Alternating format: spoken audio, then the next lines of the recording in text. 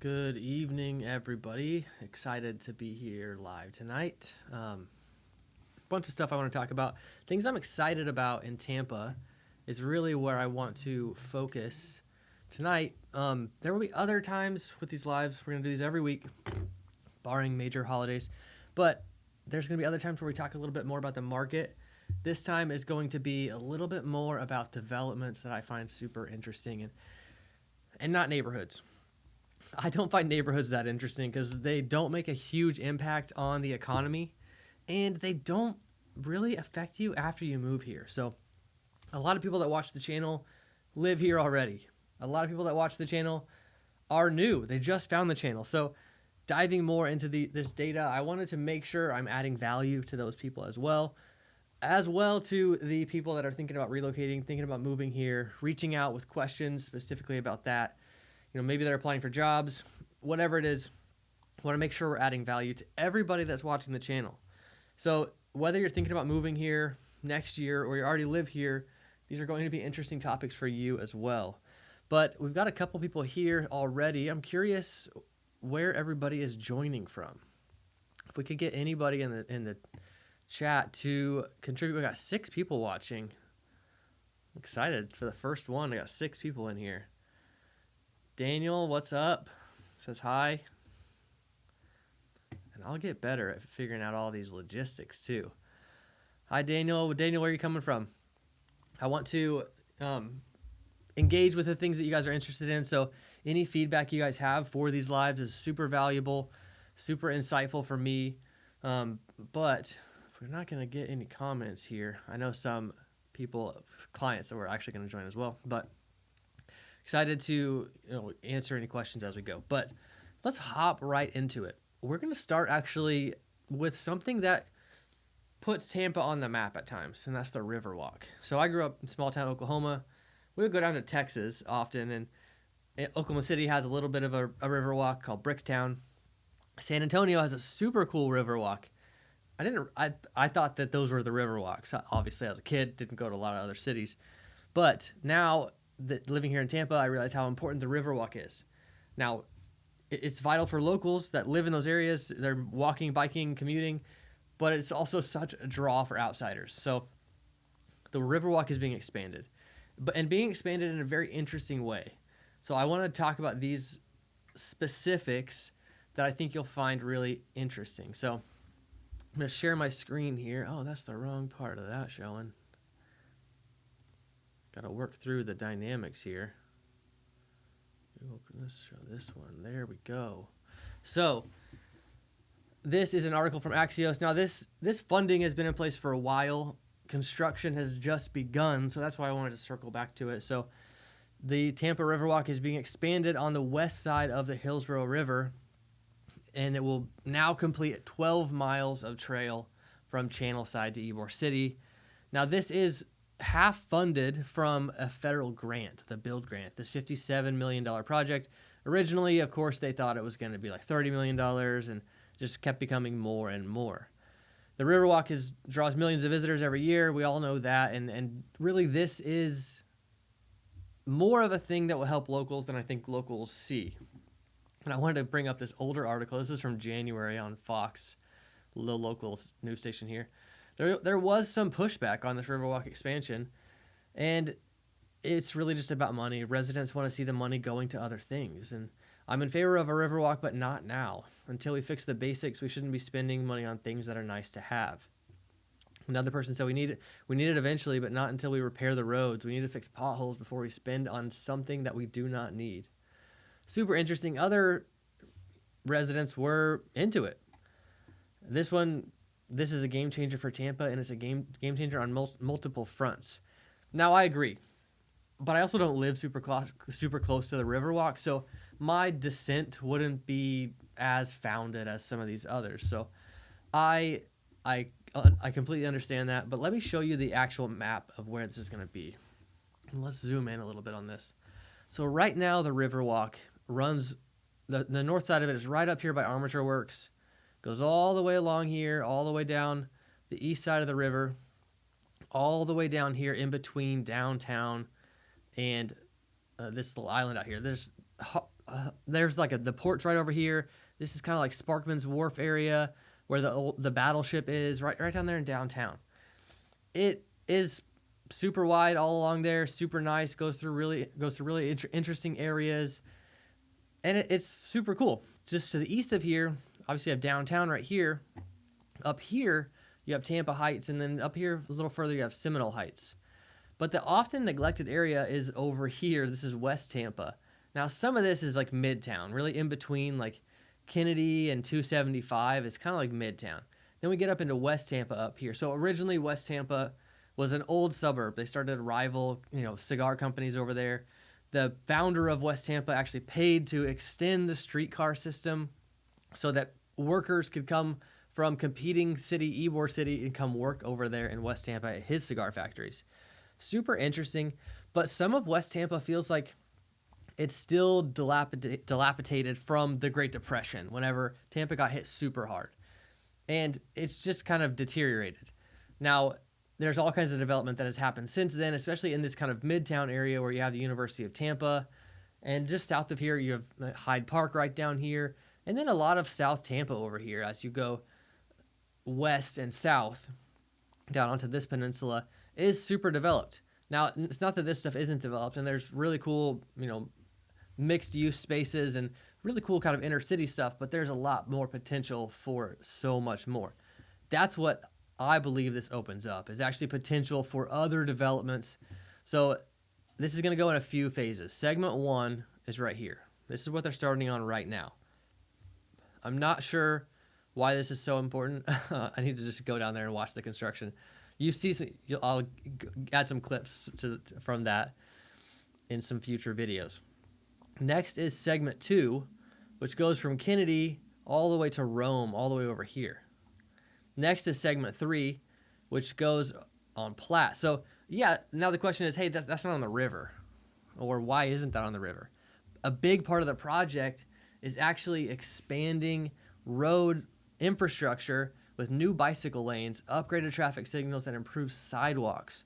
So it's not just Riverwalk, it's walkability of West Tampa. So that's the bigger game changer. Just adding more Riverwalk is not that big of a deal, but adding more walkability to our city is a major, major improvement.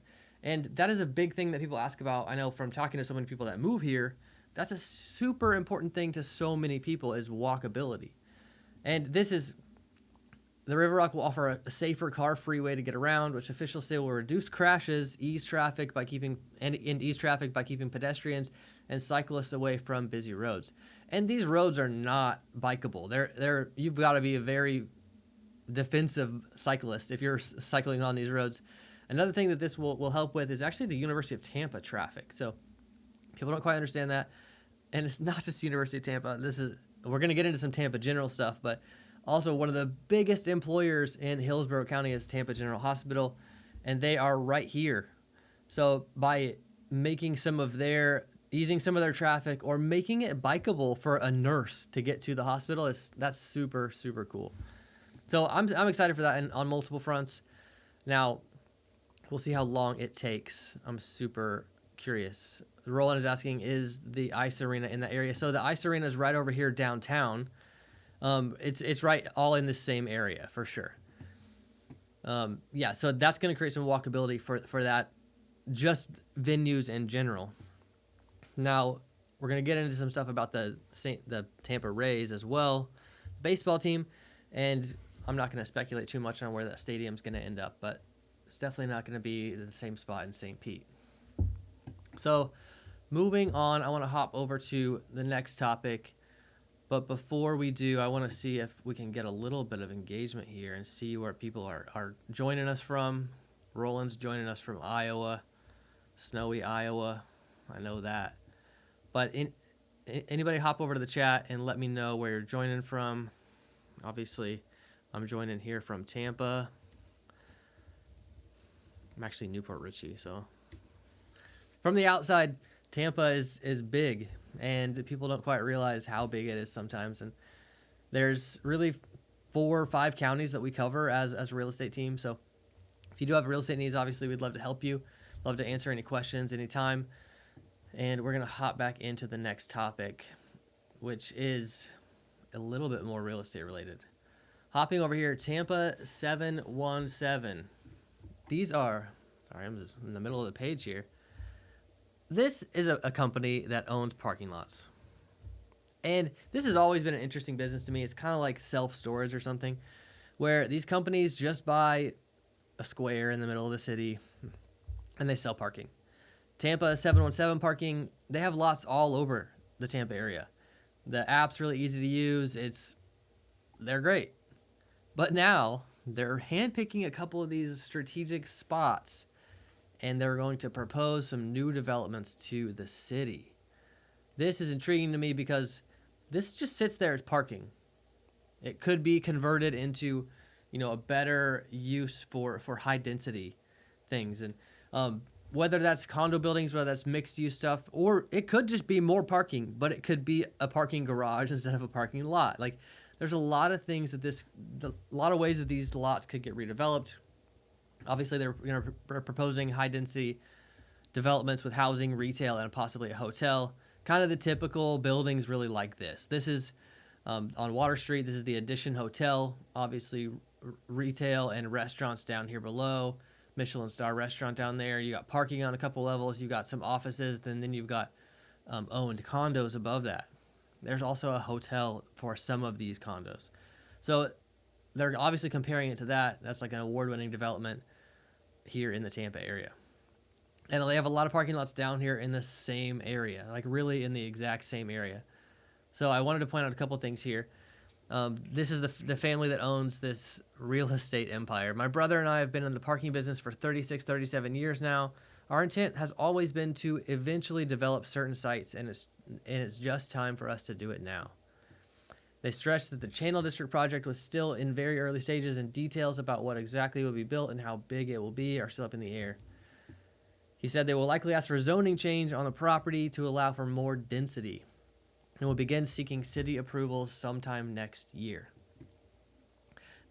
The topic of density is super interesting to me, and even in multiple areas in the greater Tampa area. So in St. Petersburg, there's a couple areas right by Crescent Lake, and then a couple areas a little further south where the lots are really big.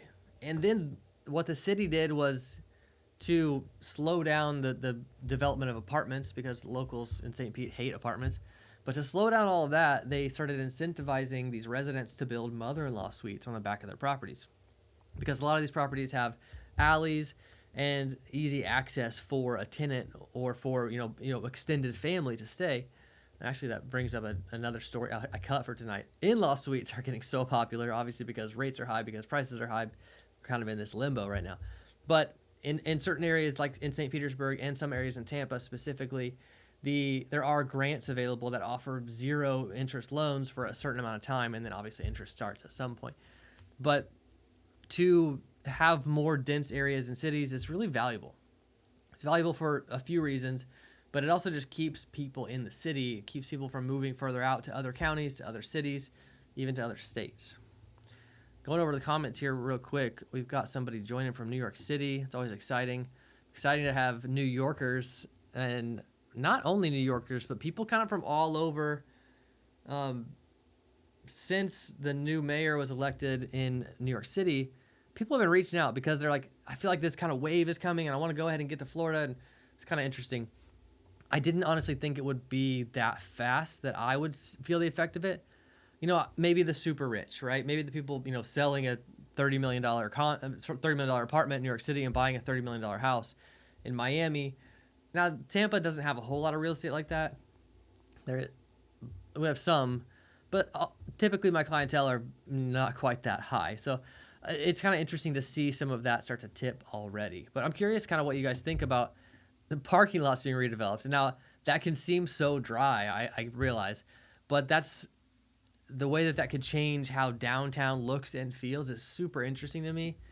And provide space for more businesses to consider this for, higher dollar condos, which is mind-boggling to me how valuable these condos are.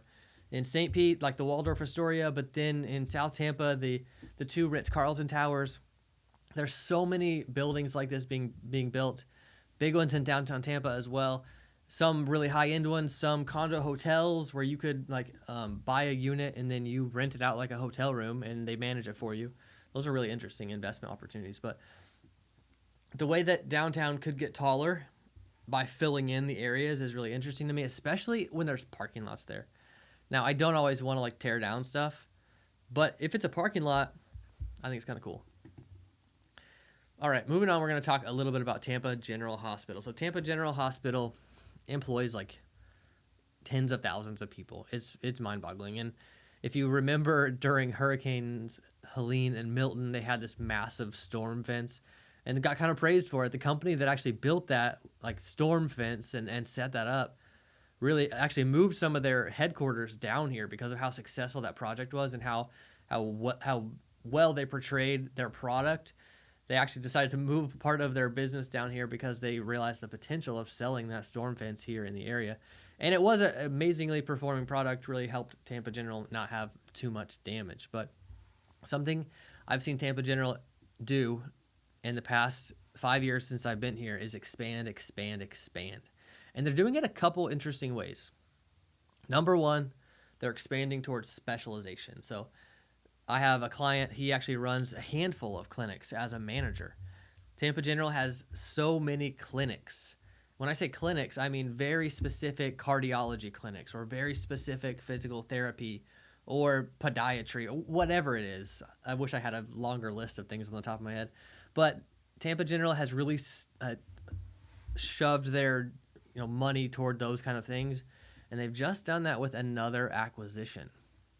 So with this new acquisition, they bought a $22 million piece of real estate. Now, the way that this comes across is they're expanding medical district campus with $22 million real estate purchase. Now, some of this is kind of misleading because they already had a clinic in this place. So they had an endocrinology clinic in the building as well as some USF health offices. And what they did was just buy the building that those places were in. And so it's kind of confusing. But the building's designed as a hospital-based clinic space, which allows Tampa General to expand access to specialized services that address rare and complex care needs, which are a hallmark of Tampa General Hospital and USF's shared commitment to the communities we serve. This kind of convergence of USF Health, Tampa General Hospital, and Moffitt Cancer Center are really interesting and are really creating this healthcare destination in Tampa. And that's probably a big claim right now. I think the Moffitt Hospital will really kind of tip us that way. But having a learning-based, an educational hospital where we do have a big university that fuels it is really, really valuable. And it's not just that one university, but it's just an educational hospital. It's just built that way. So this is not their only acquisition. There have been so many that are so interesting to me. And one of the ways they've been strategically doing these acquisitions is by expanding into other counties. So they did 2 large acquisitions over the past 10 years. The ones that stand out to me the most are one in Pasco County and one in Hernando County, where they just bought hospitals.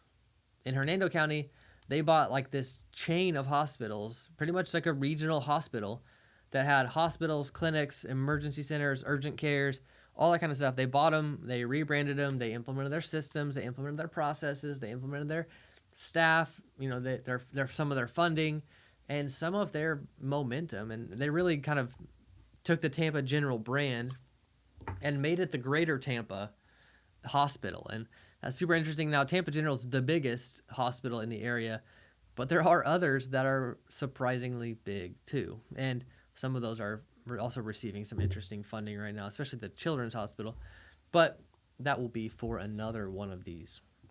So seeing Tampa General expand is exciting to me because it means more jobs. And it means more jobs under the same umbrella. And I've talked to a lot of people that work there. I've also talked to a lot of people that have gone there for healthcare. My mother-in-law went there when she broke her hip playing pickleball. I don't know. It's not a nice thing to laugh about, but when your parents start getting to an age where they fall and break their hip, you got to laugh with them a little bit. But she was also was really getting into pickleball, and just kind of interesting. There's actually some kind of unique studies with pickleball related injuries because elderly people are moving quite a bit more with a sport like that than with other sports. There have been some interesting studies I've heard about. Those are the kind of things though that I talk about, and then my wife was like, "Did you hear that on a podcast?" And I'm like, "Actually, I did." Okay, next we're gonna talk about schools a little bit, specifically Pasco County schools. So Pasco sits on the north side of the Tampa area. Let me pull up a map here real quick because I think this is interesting to show while we look at it. You can see you can see where I live, kind of. So when we zoom out the Tampa area, what we were talking about was right down here on Davis Island. There's Tampa General Hospital. But up here in Pasco County, which is really all the way across here, it encompasses Highway 54 and Highway 52. So it's a big county. It goes all the way over here to the Green Swamp. It's super big. And it's like a little over 500,000 people right now. Pasco County has been growing rapidly, specifically when it comes to families. Now, Pasco County has long been kind of a bedroom county and bedroom neighborhoods for high-paid employees in the Tampa area. Land O'Lakes, Wesley Chapel, New Tampa, which is not technically in Hillsborough County, not Pasco. Those have been high household income areas because people are commuting down to high-paying jobs in the Tampa area and then going up there to the suburbs to live, to raise their kids, to do all those things. Right? So Pasco County has long had that reputation, but this is just kind of an interesting story I want to share because as Pasco County schools continue to grow and have this pressure to be better and better, they're outlining rules of how AI can be used in their schools. Super interesting. So Pasco schools outline AI rules before unlocking program for students. Now, this is really just the story of a working document. And they're really just trying to build these guidelines of how AI can be used.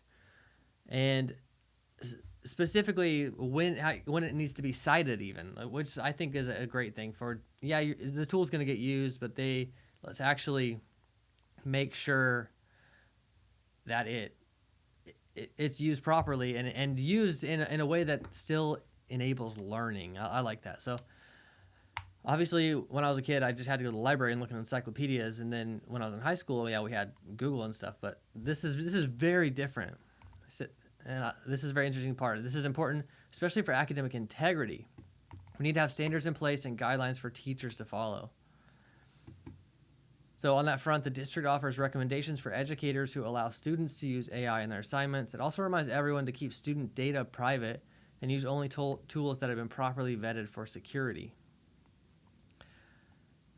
This interesting survey showed that teens' feelings about AI is mixed, though. While more than 80% said the technology can help their learning, about half worried that using it too much might make them too dependent and less intelligent. And yes, that would probably be the case. Now, maybe they learn other skills faster outside of this. I'm kind of curious your guys' thoughts on that. Here's Roland. Appreciate this. They think it's Wimbledon. Yeah, it is a little bit. It's their Wimbledon, the pickleball. I haven't gotten into it. But AI in schools and AI in all of our fields is kind of becoming a very interesting topic that we'll stay on top of. Lastly here, I want to talk about the St. Pete Baseball Stadium. So, Tropicana Field, let me share this. Tropicana Field, built right here in the middle of St. Pete. Obviously, pretty prized real estate spot right here. It's this whole spot. It's the above ground parking. It's all of this. It's 86 acres. Obviously, this is downtown St. Pete right here. This is the Tampa Bay. The beach is over on the other side. We've got highways that run right next to this. This is the Tropicana or the Trop. And this is where the Rays have played since they became a team. Now, when this area was built, there was some dicey history. And the history, this is known as the Historic Gas Plant District. There was low-income workers living there, mostly black, that were moved to a different area. And the promise was, we're going to build low-income affordable housing. And they never did. So that is kind of some of the history and pushback around this historic area. And rightly so. Now, the stadium got so torn up in the storm, and there were already, new owners came in recently, and then all these things are kind of just dominoing. And people are making bids now to redevelop this area. Now, specifically, the bid I want to talk about is being pushed back on. So this bid came in about around October 15th. We're 30 days away from that now. When this bid came in from a big investment group, the city issued a notice saying that there's a 30-day window for others to submit alternative proposals. Now, that deadline is quickly approaching here in a few days, and we'll definitely be talking next week about what some of those are if they're made public yet. I said 83 acres, 96 acres. I might have said 86. It's 96 acres. But I want to talk a little bit about what was proposed that triggered this whole thing. So, obviously, putting together a proposal like this takes months, tens of thousands of dollars, maybe hundreds of thousands of dollars, and it's very complicated to do all this. And what happened when this proposal came in from this huge investment firm, here's kind of a aerial view of what they would want it to look like. Locals were like, whoa, like, we can't move that fast. You can't just accept a proposal and not give others the chance to do it. But this proposal came from a giant investor, Kathy Woods. She runs a big investment fund that moved to St. Petersburg a couple of years ago. She's one of the investors on this, and she's not the only investor. There's development funds, there's architectures. Let me find them actual people. So this comes after Ark Ellison Horace, a joint venture of Ark Invest founder Kathy Wood and Tampa developer Casey Ellison submitted an unsolicited proposal to buy and redevelop 96 acres of the gas plant property. I thought there was somebody else involved in this. That was interesting to me. But their proposed development is wild. It includes, outdoor spaces. It includes office space. It includes affordable housing. It includes this bridge that goes across to this other area. And it really is pretty interesting. Why does it keep not letting me go back to those photos very easily? I got to flip through them over here. Obviously, something like this would be amazing in downtown St. Pete.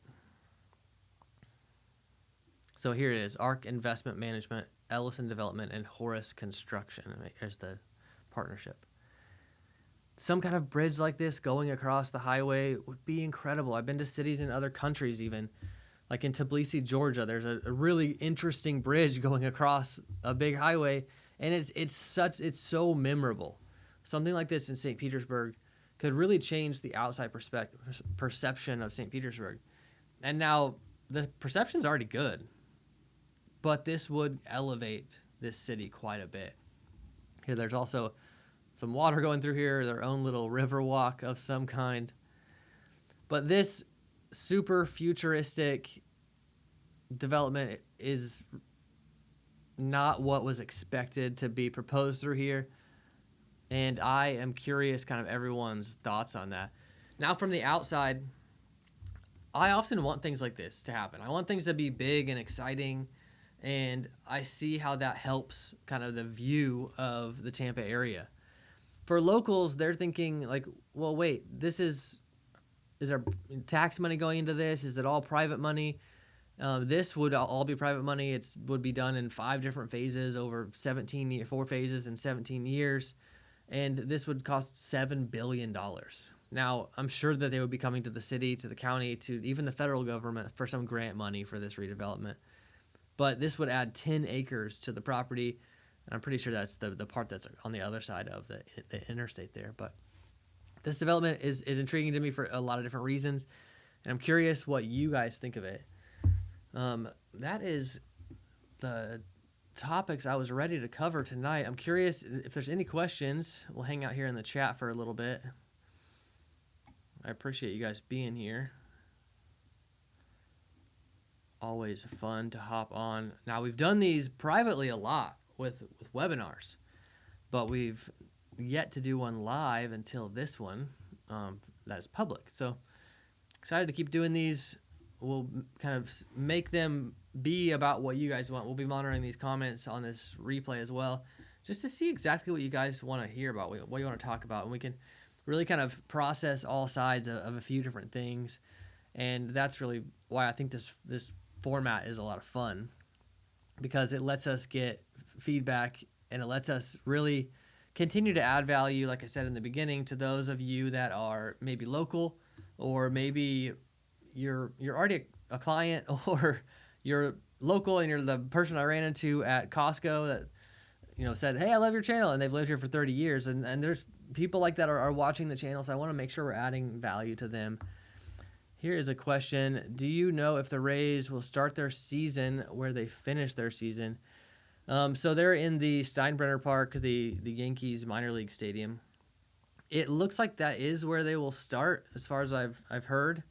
There is potential that the Trop roof could be finished by then, but they've had a lot of delays and a lot of budget issues getting that roof replaced. So that will be an interesting one. I think they liked playing at Steinbrenner because it was recently remodeled, for the Yankees minor league team, but it's just super nice. The Trop's older, so I think that they really enjoyed that. And it really was an interesting test, because I think what it tested was, does Tampa want a baseball team in Tampa? And it's kind of a resounding yes.